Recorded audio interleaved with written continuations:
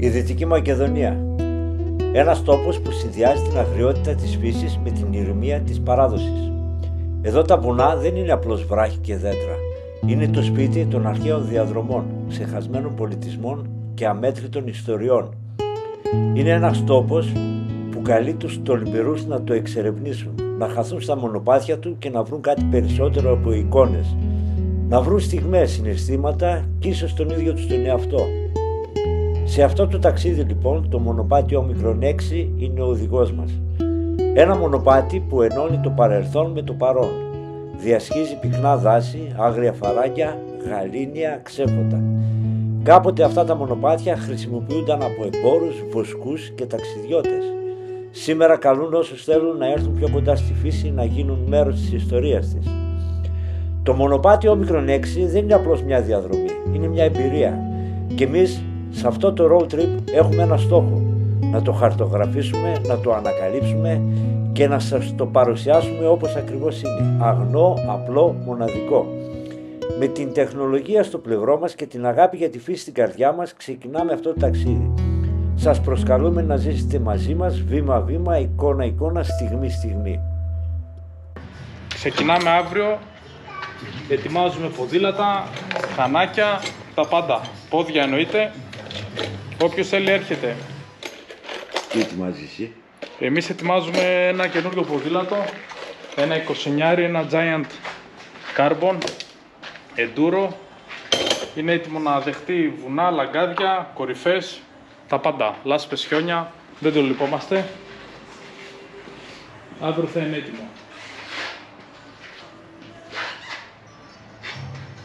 Πριν βρεθούμε στα μονοπάτια και στις κορυφές της Δυτικής Μακεδονίας, χρειάζεται να σιγουρευτούμε ότι έχουμε ό,τι χρειαζόμαστε. Ο εξοπλισμός μας είναι το κλειδί για την επιτυχία.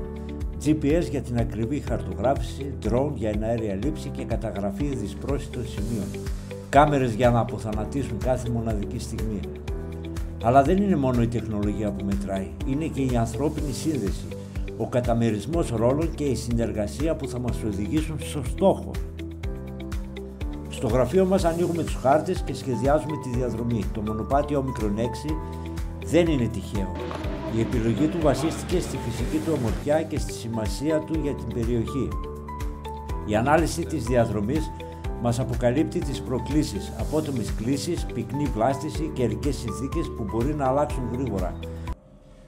Οι πρώτες στιγμές του ταξιδιού είναι πάντα γεμάτες προσμονή. Καθώς αφήνουμε πίσω μας την πόλη, οι δρόμοι της Δυτικής Μακεδονίας μας οδηγούν προς μια περιοχή γεμάτη μυστήριο και ιστορία, τα Κορέστια. Ένας τόπος που συνδυάζει τη γοητεία των εγκατελειμμένων χωριών με την επιβλητική παρουσία της φύσης γύρω τους. Καθώς πλησιάζουμε, ο ουρανός γίνεται και πιο βαρύς και οι πρώτες σταγόνες της βροχής αρχίζουν να πέφτουν στους βαμβείς. Η βροχή αλλάζει την ατμόσφαιρα του ταξιδιού. Το τοπίο γίνεται πιο δραματικό, πιο κινηματογραφικό. Οι χωματόδρομοι που οδηγούν στα Κορέστρια αρχίζουν να γεμίζουν νερό και κάθε στροφή του δρόμου μας φέρνει πιο κοντά σε έναν κόσμο που μοιάζει να έχει μείνει ανέγκυκτος από το χρόνο. Μέσα στο αυτοκίνητο η βροχή προσφέρει μια παράξενη ησυχία. Ακούγεται ο ρυθμικός χτύπος στις λαμαρίνες και μαζί του οι συζητήσεις μας γίνονται πιο ήρεμες, πιο στοχαστικές. Κάποιος από την ομάδα λέει: «Αυτή η βροχή ταιριάζει τέλεια με τον προορισμό μας» και έχει δίκιο. Είναι σαν ο καιρός να προσπαθεί να μας προετοιμάσει για τη μοναδικότητα της περιοχής. Τα Κορέστια δεν είναι απλά ένας προορισμός, είναι μια διαδρομή μέσα στο παρελθόν. Σπίτια που στέκουν ερειπωμένα αλλά γεμάτα ιστορίες. Χωριά που κάποτε έσπιζαν από ζωή, τώρα έχουν παραδοθεί στη φύση. Ο δρόμος προς αυτά είναι γεμάτο προκλήσεις, ειδικά με τις συνθήκες της βροχής, αλλά κάθε δυσκολία γίνεται κομμάτι της εμπειρίας μας. Καθώς πλησιάζουμε, η βροχή δυναμώνει και οι πρώτες εικόνες των εγκατελειμμένων χωριών αρχίζουν να εμφανίζονται μπροστά μας. Μικρά πέτρινα σπίτια κρυμμένα μέσα στη βλάστηση, με τα στέγαστρα να στάζουν νερό. Ολόκληρη η περιοχή μοιάζει να αφηγείται μια ιστορία για όσους την κατοίκησαν, για τις μάχες τους με τη φύση και για την εγκατάλειψη που ήρθε με τον χρόνο. Αποφασίζουμε να κάνουμε μια στάση. Κατεβαίνουμε από το αυτοκίνητο και το ψηλόβροχο μας αγκαλιάζει. Η υγρασία της περιοχής είναι αισθητή και η μυρωδιά του βρεγμένου χώματος είναι έντονη. Ανοίγουμε τους χάρτες και αρχίζουμε να εντοπίζουμε τα σημεία όπου το μονοπάτι Όμικρον 8 διασταυρώνεται με τα χωριά. Η βροχή δεν μας σταματά. Αντίθετα, γίνεται ένας σύμμαχος, υπενθυμίζοντάς μας ότι η φύση έχει τον πρώτο λόγο. Με τα σακίδια μας έτοιμα και το πνεύμα γεμάτο ενέργεια προχωράμε προς τα μονοπάτια. Το πραγματικό ταξίδι μόλις αρχίζει.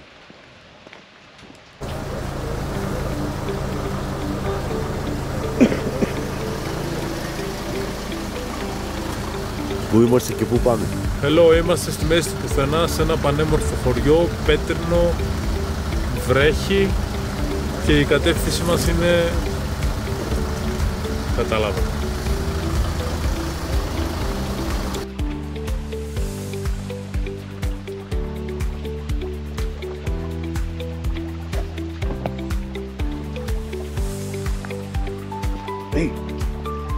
Πού είσαι ρε?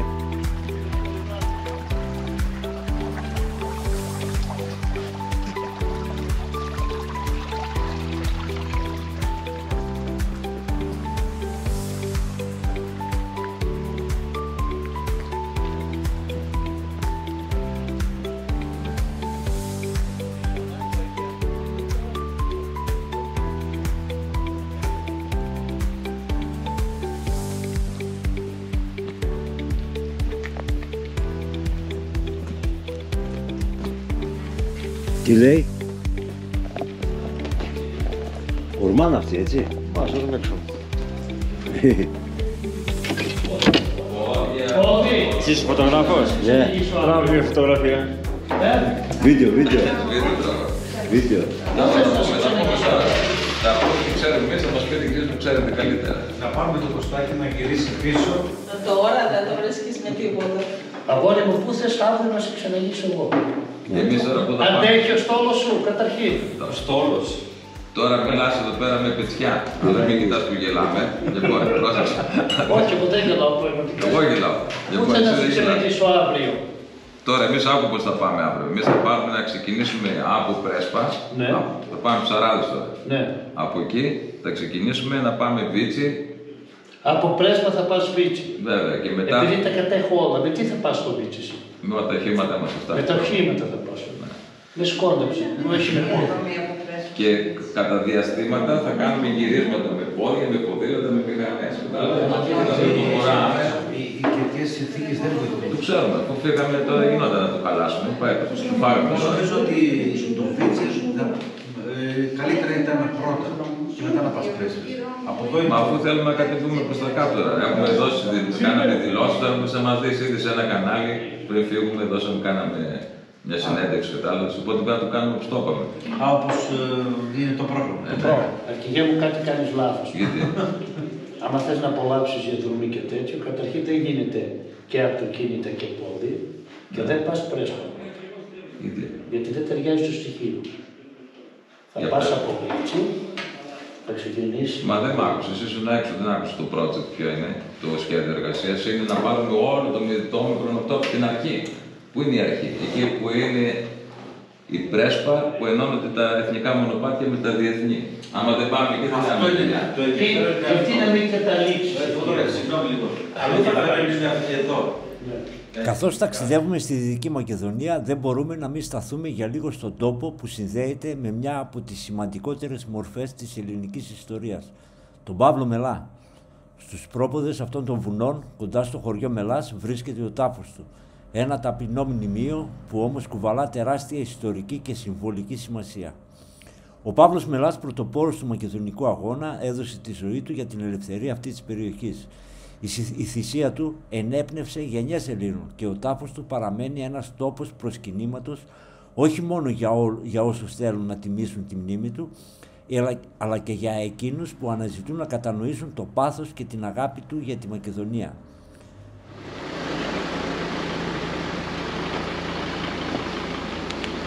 Αυτά που κάνουμε μέρα τα κάνουμε και νύχτα.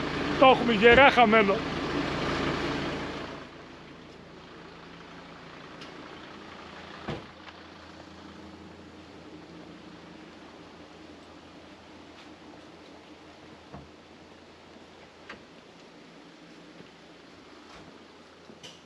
Ανοιχτά είναι.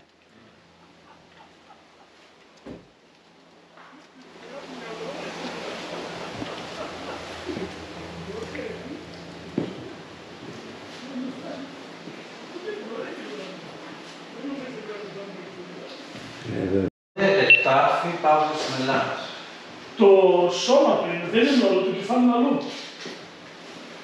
Τι έκανε. Το λέει ενθόθε. Παύλος Μελάς, Μακεδονομάχος.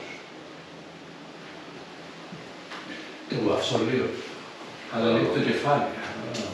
Το κόψα, το είχαν βάλει στην. Το τοπίο γύρω από τον τάφο είναι γαλήνιο αλλά γεμάτο με το βάρος της ιστορίας. Οι κορυφές των βουνών μοιάζουν να στέκουν σιωπηλοί μάρτυρες εκείνης της εποχής, ενώ ο ήχος του αέρα που περνά μέσα από τα δέντρα δίνει την αίσθηση ότι ακόμα ψιθυρίζονται οι ιστορίες των αγώνων που έγιναν εδώ. Ο τόπος σε καλεί να σταθείς για λίγο, να συλλογιστείς την έννοια της θυσίας και της ελευθερίας. Σήμερα ο τάφος του Παύλου Μελά δεν είναι μόνο ένας ιστορικός χώρος, είναι ένα σύμβολο αντοχής, θάρρους, αγάπης για την πατρίδα. Η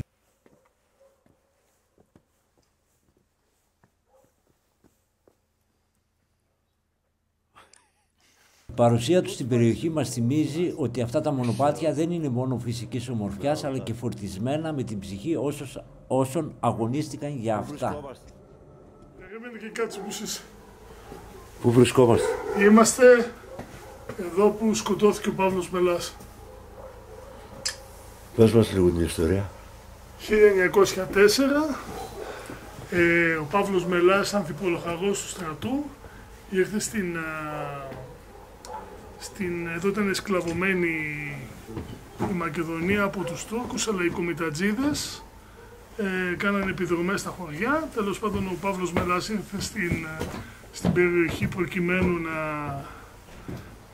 να την απελευθέρωση, να ξεκινήσει τον αγώνα, αυτό το μακεδονικό αγώνα όπως έχει ονομαστεί. Εδώ τον στρίμωξαν, τον περικύκλωσαν και τον σκότωσαν. Αυτό που θυμάμαι είναι ότι του κόψαν το κεφάλι για να μην τον αναγνωρίσουν οι Τούρκοι. Δεν θυμάμαι τώρα το σώμα, νομίζω το πήρε ο Γερμανός Καραβαγγέλης στην Καστοριά και τέλος πάντων είχε γίνει μια ιστορία, δεν την πολύ θυμάμαι τώρα, αλλά προκειμένου να μην γίνει διπλωματικό επεισόδιο, είχε γίνει αυτό το σκηνικό. Τέλος πάντων ήταν πρωτοπόρος του αγώνα, του μακεδονικού αγώνα, και μετά ο αγώνας αυτός συνεχίστηκε για άλλα 4 χρόνια μέχρι το 1908 με πάρα πολλούς μάρτυρες, τέλος πάντων, από την πλευρά των Ελλήνων. Αυτά. Έρχεται κόσμος. Έρχεται, πώς δεν έρχεται. Τον τιμάει. Βέβαια. Βέβαια. Είναι πολύ δύσκολο πλέον να μπορέσουμε να τα αξιολογήσουμε έτσι όπως ήταν τότε. Ναι. Γιατί είναι πλέον πολύ διαφορετικές συνθήκες. Και έχουν μεταξύ των 100 ετών τώρα, είναι 110 χρόνια σχεδόν, έτσι. Ναι, ναι. Δεν υπάρχει σύγκριση της τότε εποχής με τη σημερινή. Δρόμοι. Σε όλα, σε κάθε... Πρώτα απ' όλα τα χωριά αυτά πλέον είναι άδεια. Ενώ εκείνη την εποχή ήταν ζωντανά χωριά, δεν ήταν έτσι όπως είναι τώρα.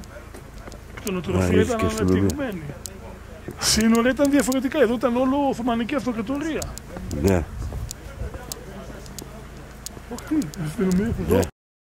Καθώς κατευθυνόμαστε προς τους ψαράδες, τις πρέσπες, η ατμόσφαιρα είναι μυστηριώδης. Το τοπίο, αν και κρυμμένο από το σκοτάδι και την βροχή, αποπνέει μια απόκοσμη γοητεία.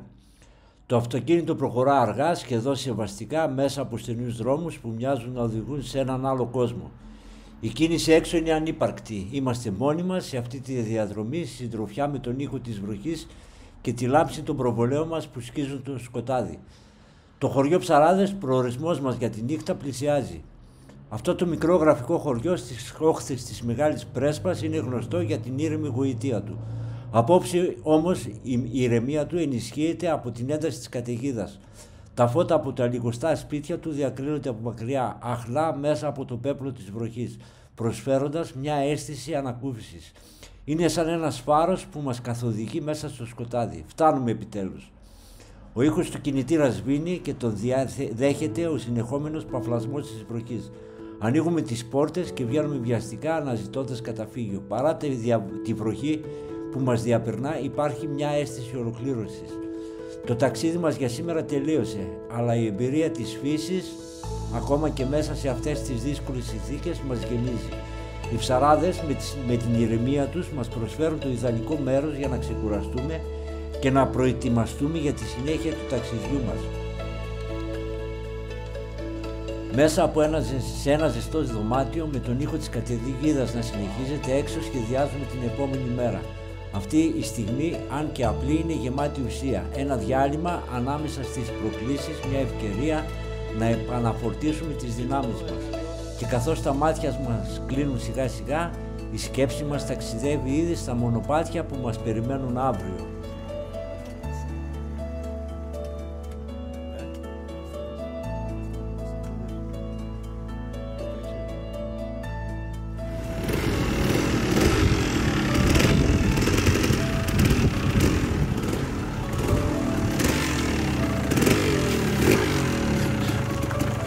Αυτός έπρεπε να είναι το μηχανάκι εκεί, ρε.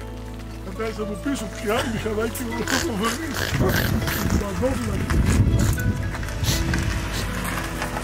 Κούτσι, τι είναι αυτά, ρε. Μπαλκόνι. Μπαλκόνι, παιδιά, με την γλάστρες. Θα βάζεις γλάστρες. Εδώ για να πιάσει τόπο η τέντα. Βέβαια, αυτός εδώ ήρθε, ρε. Τι, δεν το βλέπω. Από κάτω. Αυτά είναι. Ευθεία. Στο πεντάστερο κατευθείαν. Μήπως θα πάμε το παραβιάσουμε σαν μπούμε μέσα. Ποιο? Το ξενοδοχείο, τι αυτό. Να, μέσα, ανοιχτά είναι. Πάμε να μείνουμε μέσα στα κρυβατάκια. Ανοιχτά δεν είναι, Σπύρο? Δεν το δοκίμασα να πω. Είναι παρατημένο εδώ πέρα. Εσύ αυτό έχει 40 δωμάτια. Γάμισε τα είναι. Τι 40, σαν έχει 40 δωμάτια, ποιος έρθει, δεν τα βλέπεις εδώ. Τώρα θα έρθει ο Θοδωρής, θα σου πω εγώ.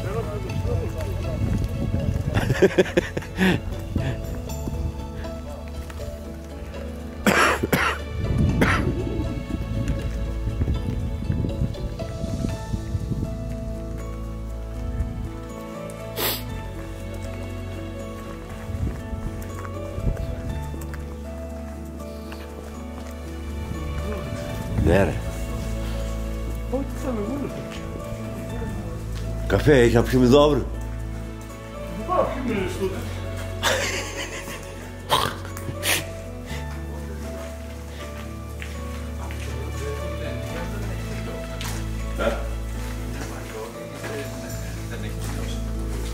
Μαρία, τι λες?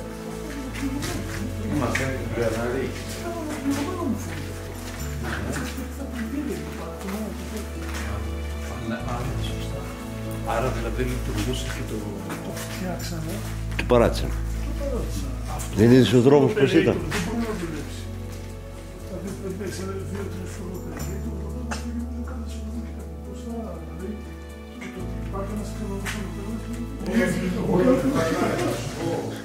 Οι ίδιοι, πάλι εσείς ρε παιδιά.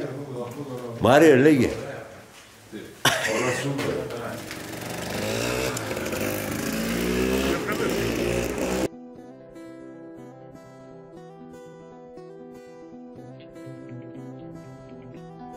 Το ξημέρωμα στους ψαράδες συνοδεύεται από ένα γκρίζο ουρανό και τον απαλό ήχο της βροχής που πέφτει στα κεραμίδια των σπιτιών. Το τοπίο βρεγμένο και μουντό αναδεικνύει την άγρια ομορφιά της περιοχής. Οι σταγόνες της βροχής απλώνονται στη λίμνη, δημιουργώντας αμέτρητους κύκλους στην επιφάνειά της, ενώ η ατμόσφαιρα είναι γεμάτη με την υγρασία και τη μυρωδιά του βρεγμένου χώματος. Οι ψαράδες με τα πέτρινα δρομάκια και την ηρεμία τους αποκτούν μια ιδιαίτερη γοητεία υπό αυτές τις συνθήκες.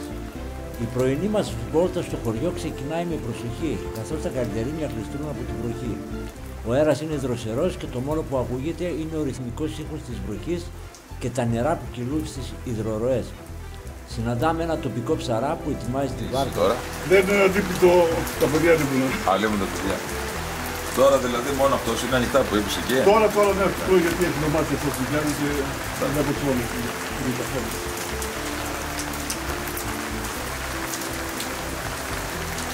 Έρχεται κόσμος εδώ τα χειμερινά. Γαμός γίνεται. Γαμός. Γκρουμ, λεωφορεία. Μπράβο. Κάθε μέρα που δεν πήγαινε που έφτασε. Σχόλια και γιοταρκή. Ας το πεις αυτό. Παιδιά, πολύ βροχή. αντιάναβροχα, αντιανεμικά και πάμε από ψαράδες για Άγιο Γερμανό. Τα αυτοκίνητα φύγανε μπροστά, το καβασάκι δεν μασάει, μέσα στη βροχή. Άντε πάμε για καφεδάκι.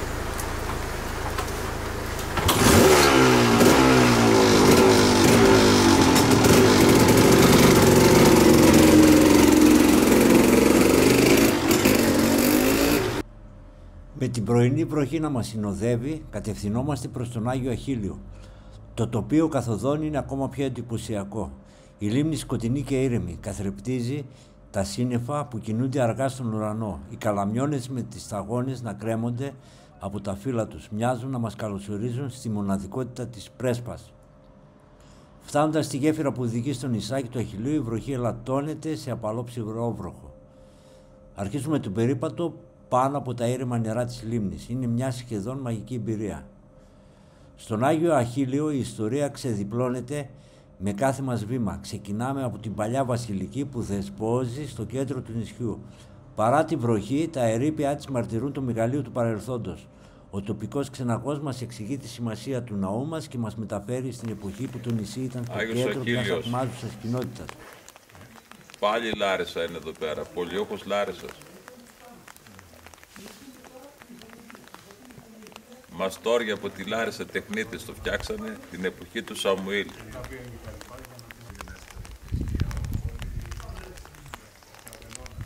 Όχι. Έφεραν οι Λαρισαίοι τη μόδα από την πλατεία, την κεντρική την πλατεία ταχυδρομείου που έχουν κάνει τα τσιχλόδεντρα. Το βλέπεις? Θα το κτίσουν όλο. Καθώς περιηγούμαστε, η βροχή σταδιακά σταματά, αφήνοντας πίσω της μια αίσθηση καθαρότητας. Το τοπίο γύρω μας είναι μαγευτικό, πράσινη λόφη, παλιά πέτρινα μονοπάτια και η θέα που αγκαλιάζει όλη τη λίμνη. Συναντάμε μικρές αγέλες ζώων που βόσκουν ελεύθερα και παρατηρούμε σπάνια πουλιά να πετούν πάνω από τους καλαμόνες, χαρακτηριστικό της μοναδικής βιοποικιλότητας της περιοχής. Αυτό τι είδος είναι?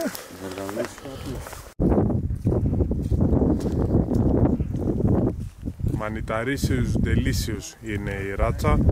Τρώγεται, αλλά δεν ξέρουμε αν θα ζήσεις. Γενικά είναι πεντανόστιμο.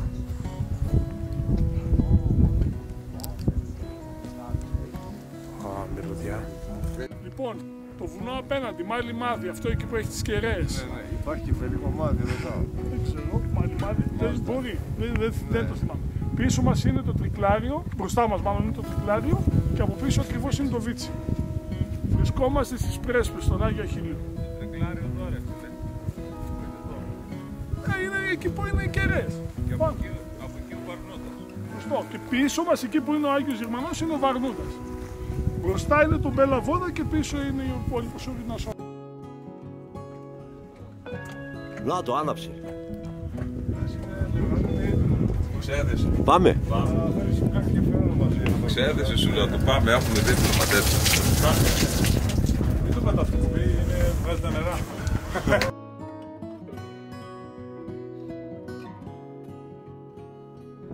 Καθώς το ταξίδι μας συνεχίζεται, κάνουμε μία στάση για να χαλαρώσουμε και να απολαύσουμε ένα ζεστό καφέ στο χιονοδρομικό κέντρο Βίγλα Πισοδέρη. Η τοποθεσία με την εκπληκτική θέα στις γύρω κορυφές προσφέρει την απόλυτη αίσθηση αναζωογόνησης. Ακόμα και αν δεν είναι χειμερινή περίοδος, η Βίγλα είναι το ιδανικό μέρος για να απολαύσει κανείς τη φύση. Μετά τον καφέ δοκιμάζουμε λίγη ποδηλασία βουνού στα μονοπάτια γύρω από το χιονοδρομικό. Η περιοχή είναι γνωστή για τη φυσική της ομορφιά με διαδρομές που περνούν μέσα από δάση, λιβάδια και σημεία με απέραντη θέα. Είναι μια εμπειρία που συνδυάζει την περιπέτεια με τη σύνδεση με το τοπίο. Οι ποδηλάτες όλων των επιπέδων μπορούν να βρουν διαδρομές που ταιριάζουν στις δυνατότητές τους, κάνοντας αυτή τη στάση μια δραστηριότητα για όλους.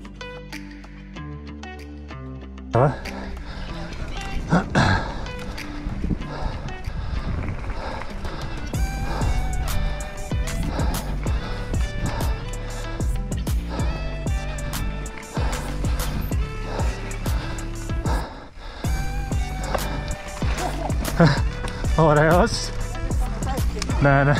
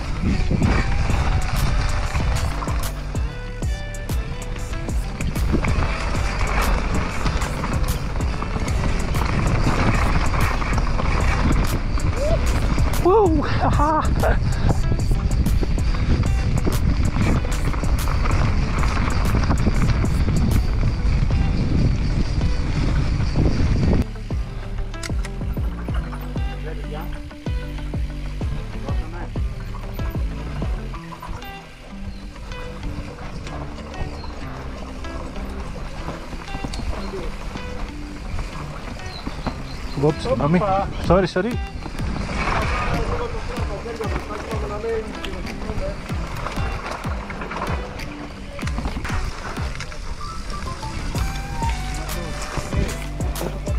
Και εγώ, γιατί κολλάμε έτσι.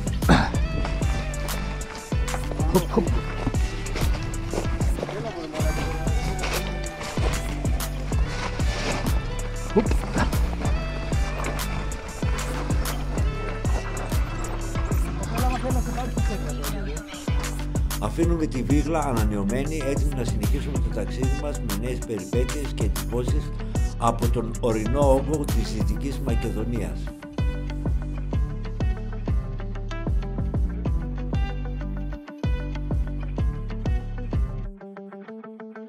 Αναχωρώμε από τη Βίγλα με κατεύθυνση προς τον Ιφαίο, έναν από τους πιο όμορφους και ιστορικούς ορεινούς οικισμούς της Ελλάδος. Τον Ιφαίο, χτισμένο σε υψόμετρο 1350 μέτρα, είναι γνωστό για τα λιθόστρωτα σοκάκια του, τα αρχοντικά και την πλούσια πολιτιστική και οικολογική του κληρονομιά.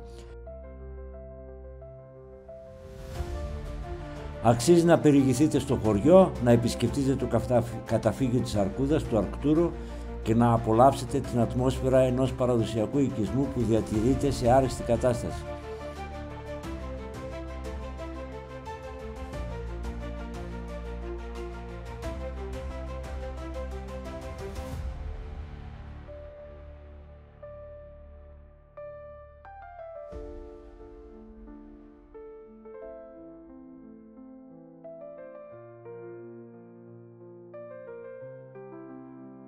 Από τον Ιφαίο συνεχίζουμε τη διαδρομή μας προς το Λιμνοχώρι, ένα γραφικό χωριό κοντά στις λίμνες της περιοχής όπου θα περάσουμε τη νύχτα. Το Λιμνοχώρι είναι ιδανικό για περιπατητές και ποδηλατικές διαδρομές με μονοπάτια που προσφέρουν θέα στις λίμνες και το φυσικό περιβάλλον.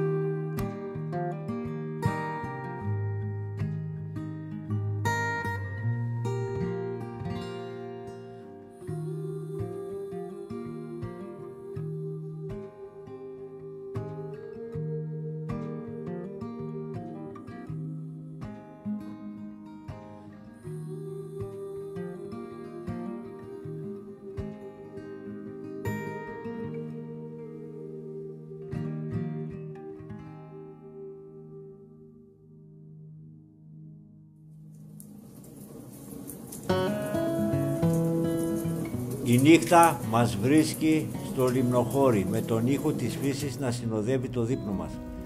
Κάτω από τον έναστρο ουρανό και με τα αχνά φώτα του χωριού στο βάθος απολαμβάνουμε παραδοσιακές γεύσεις και συζητήσεις για τη διαδρομή που μας περιμένει. Η ατμόσφαιρα είναι γεμάτη προσμονή αλλά και μια αίσθηση ηρεμίας. Οι σκηνές έχουν ήδη στηθεί για τη διανυκτέρευση.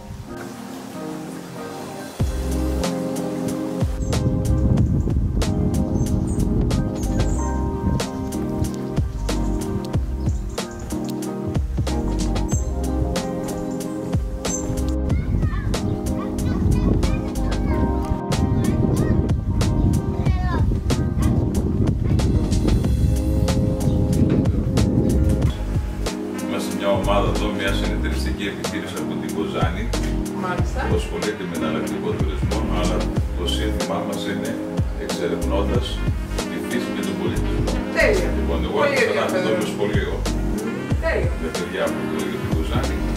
Κάναμε διανυκτέρες εδώ και θα συνεχίσουμε για Άσχιο και θα μας κόψει παιδικό. Κοιτάξτε, περίπου για πιθανή παρατήρηση. Και λέω πιθανή παρατήρηση γιατί όπως καταλαβαίνετε είναι μεγάλη περιφραγμένη έκταση, εξαρτάται που θα κινούνται τα ζώα. Αρχικά να ενημερώσω για όσους είναι ο πρώτος σταθμός ότι ο Αρκτούρος λειτουργεί εδώ και 30 ολόκληρα χρόνια. Ξεκινήσαμε με το καταφύγιο της Αρκούδας επάνω στο Νυμφαίο. Λίγο αργότερα το 1997 δημιουργήθηκε και το καταφύγιο του Λύκου. Και από τον Αύγουστο του 2021 στο χώρο φιλοξενούμε στις 3 ευρασιατικούς λύκους. Όλα τα ζώα δυστυχώς πρώην εχμάλωτα κακοποιημένα ζώα, τα οποία πολλά από αυτά έχουν γεννηθεί σε εχμαλωσία και ενώ ζωολογικούς κύκλους δεν έχουν προλάβει να εκπαιδευτούν, δεν θα μπορούσαν να επιβιώσουν μόνο τη φύση και για τον ίδιο λόγο δεν θα μπορούσαν να εκπαιδεύσουν τα μικρά τους. Γι' αυτό το λόγο τα ζώα είναι στηρωμένα. Δεν υπάρχει αναπαραγωγή στον χώρο. Χώρος λοιπόν 75 στρεμάτων, 9 υλίκου που φιλοξενούνται, 3 λευκά 6 γκρίζα από ζωολογικούς κύκλους της Ιταλίας, Αλβανία, Σερβία, Ανδόρα. Θα μείνουν δυστυχώς στο υπόλοιπο της ζωής τους εδώ, γιατί δεν μπορούν να επιβιώσουν μόνα τους στη φύση. Και επειδή τα ίδια δεν έχουν εκπαιδευτεί, δεν θα μπορούσαν να εκπαιδεύσουν τα μικρά τους, γι' αυτό το λόγο τα ζώα είναι και στηρωμένα. Γεννήθηκαν σε αιχμαλωσία. Ναι, ήταν πρώην αιχμάλωτα. Όλα αυτά τα ζώα που φιλοξενούνται στον χώρο, όλα είναι από ζωολογικούς κύκλους. Λύκος λοιπόν ζει συνήθως από 9 έως 15 χρόνια. Ζυγίζει 40 με 50 κιλά, πολύ μακριά από ό,τι μεγάλες πατούσες γιατί διανύει πολλά χιλιόμετρα για την τροφή του, αλλά να ξέρετε πως κινείται πάρα πολύ το χειμώνα. Αγαπημένη εποχή του λύκου είναι ο χειμώνας. Το μείο, το χιόνι. Ελάτε. Δεν κινείται πάρα πολύ το καλοκαίρι λόγω του ότι έχει πολύ πυκνό τρίχωμα. Ζεσταίνεται πάρα πολύ. Το χειμώνα δεν πέφτει σε χειμέριο ύπνο και γι' αυτό το λόγο είμαστε όλο τον χρόνο ανοιχτά. Λύκος αγγελαίος. Δεν θα συναντήσουμε λύκο μόνο, αλλά ομάδα αγγέλου που μπορεί να φτάνει ακόμη και τα 15 άλλα. Σε μία αγγέλη πάντοτε ένα είναι το κυρίαρχο ζευγάρι. Είναι το δυνατό ασθενικό και το δυνατό θηλυκό. Ζώα τα οποία μόνο αυτά θα βγουν σε διαδικασία αναπαραγωγής, έτσι ώστε τα πουστάκια να γεννηθούν να είναι εξίσου υγιή και δυνατά. Αυτός είναι ο στόχος. Μήνες αναπαραγωγής Ιανουάριο με δωμάτιο. Η μαμάλικη γεννάει από 2-7, 2 μηνών απογαλακτίζονται και 5 μηνών αρχίζει η εκπαίδευση. Από 5 έως 12, γιατί ο λύκος πλέον 12 μηνών ενηλικιώνεται και μπορεί να αποφασίσει αν θέλει να φύγει. Απ' την ήδη υπάρχουσα αγέλη, παύλα οικογένεια, ψάχνοντας τον τέρι του να δημιουργήσει δική του. Σε μία αγέλη πάντοτε υπάρχουν και μικροτσακωμοί μεταξύ τους. Συνήθως για το ποιος θα είναι αρχηγός. Αρχηγός όμως είναι δεδομένο πως σε μία αγέλη θα είναι το δυνατότερο από όλα αυτά τα ζώα. Θα μπουν λοιπόν σε διαδικασία μάχης για να το αποδείξουν. Δεν θα φτάσουν στο θάνατο. Λύκος ο οποίος μετά τη μάχη έχει σηκωμένη την ουρά στάση κυρία του ο νικητής.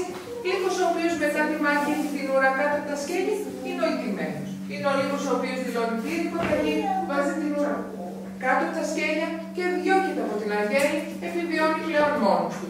Είναι ο γνωστός μονόλυκος ή μοναχόλυκος. Όλα τα ζώα βλέπουν άσπρο μαύρο, όμως ο λύκος βλέπει συν το κόκκινο και το κίτρινο, γιατί κόκκινο για το λύκο σημαίνει αίμα. Να ξέρετε πως ο λύκος είναι παρεξηγημένος ζώο. Ο λύκος, να ξέρετε, θρέφεται μόνο με τραυματισμένα, άρρωστα, γέρια και σκοτωμένα ζώα. Δεν παίρνει εύκολα στη διαδικασία να τα βάλει με ζώα υγιή και δυνατά για να μην ξοδέψει δύναμη ενέργεια, αλλά και για να μην τραυματιστεί. Οπότε παίρνει τα λόγια του κόκκινου που παραπέμπει σε τροφή. Το κίτρινο όμως, το οποίο φωσφορίζει τη νύχτα, γιατί ο λύκος είναι νυχτόβιο ζώο, είναι τα ούρα. Συνήθως ούρα, τρίχωμα, περιτώματα είναι αυτά που οριοθετεί ο λύκος επικράτεια στη φύση. Βλέποντας αυτά τα σημάδια, μια άλλη αγέλη θα απομακρυνθεί. Το γεγονός ότι ορμιάζει την Πανσέλινα είναι μύθος, γιατί ο λύκος βγαίνει περίπου τη στιγμή της ημέρας, ακόμη και τη νύχτα, είναι τρόπος επικοινωνίας για τα ζώα, που ακόμη και σε απόσταση 10 χιλιόμετρα να βρίσκονται τα υπόλοιπα μιας αγέλης, το ουρδιαχτό του αρχηγού λύκου θα το ακούσουν όλοι. Γκρίζος κυριαρχεί σε Ελλάδα και γενικά σε όλη την Ευρώπη. Πέρα από τον γκρίζο λύκο υπάρχει ο ερυθρός, ο οποίος ζει μόνο στις ΗΠΑ. Εκτός από αυτά τα δύο είδη, 30 έως 40 υποείδη. Να ξέρετε πως ο λύκος μας παραπέμπει στο βόρειο ημισφαίριο και ξεκίνησε με μία μορφή ως μυακίδιο, πέρασε από κάποια στάδια, κάποιες μορφές για να φτάσει στη σημερινή, την οποία δεν έχει αλλάξει ο λύκος εδώ και 1,5 εκατομμύρια περίπου χρόνια. Τώρα, όσον αφορά την εξάπλωση, παλαιότερα είχαμε περισσότερους λύκους. Το γεγονός όμως ότι ήταν επικηρυγμένο ζώο την δεκαετία του 70 έδωσε την αφορμή να μειωθεί ο πληθυσμός. Αυτή τη στιγμή έχουμε 900 έως 1000 λύκους σε όλη την Ελλάδα. Δεν θα το έλεγα. Δεν θα πιάσει τίποτα στο σύγχρονο.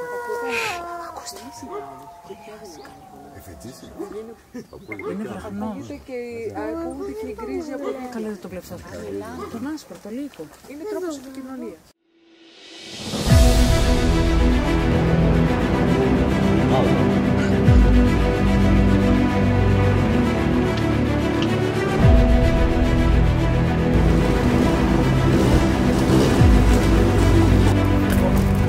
Παραζόμαστε για το πιο δύσκολο εγχείρημα του τριημέρου. Θα πάμε να αφοδεύσουμε. Λοιπόν, τι θα χρειαστούμε? Τηγάνι. Γιατί ξεκινήσαμε όλο αυτό? Γιατί τι φάγαμε πριν? Μαγειρέψαμε κάτι φανταστικά. Στρουφάκια. Ήταν από κάτω που λες ο μπαρμπαστρούφ. Ήταν η στρουφίτα, δεν ξέρω τι κάνανε. Και φάγαμε από αυτά. Οπότε μας πάει 3-5. Συρπαντινά. Λοιπόν, θα χρειαστούμε παιδιά. Μαχαίρι, πυρούνι, όχι. Θα χρειαστούμε ένα μπουφάν γιατί έχει κρύο. Θα δαγκώσουμε. Τώρα έχουμε για δύσκολες καταστάσεις είναι αυτό. Είναι σκυμμένο. Και έχουμε και το day pack παράδειγμα που λέμε. Παίρνουμε ένα τέτοιο. Το άλλο. Τώρα, αν χρειαστούμε, έχουμε αθυρμάτους με την ομάδα και φέρνουν ενισχύσεις. Ευχαριστώ πολύ. Καλό βόλι.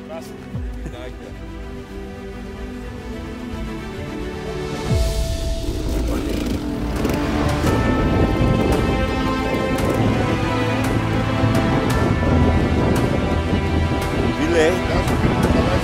Λοιπόν.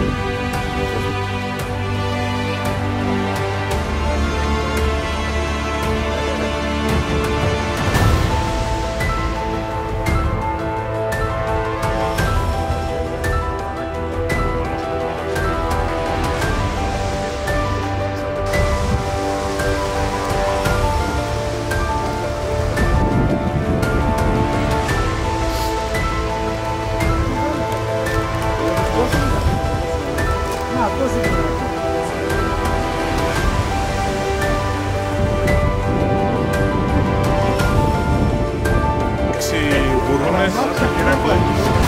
Και από ό,τι καταλαβαίνετε, οι άντρες κάνουμε τα πάντα για να φύγουμε από τις γυναίκες από το σπίτι. Κάνουμε τα πάντα, θα λασπωθούμε, θα λερωθούμε, θα κουραστούμε, αρκεί να φύγουμε από το σπίτι.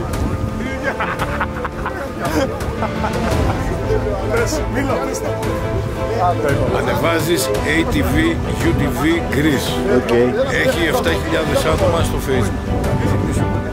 Αυτός είναι από εδώ.